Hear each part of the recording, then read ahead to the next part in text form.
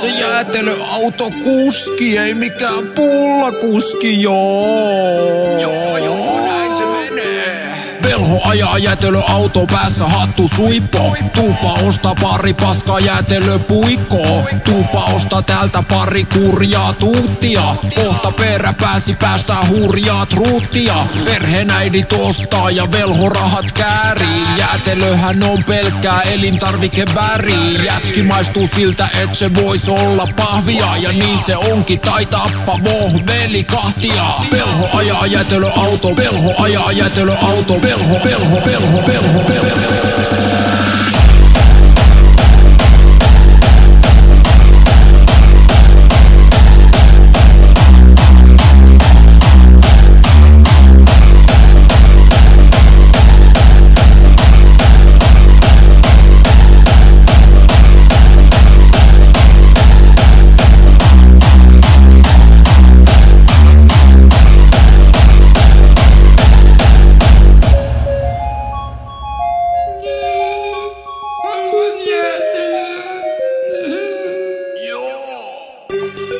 Joo, onkohan isäsi oikeasti isäsi? Ai onko se jäätelöauton kuski? Teepä DNA-testi, niin näet, joo.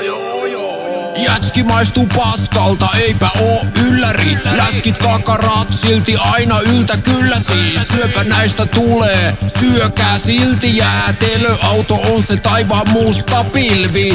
Älä tuu valittaa, jos on paha. Ei tääl myydä jätski, vaan tehdään rahaa. Jos laatuu haluut, me alepaa. Unohda tää skeida, mikä vaan on parempaa. Jätski maistuu paskalta, jätski maistuu paskalta.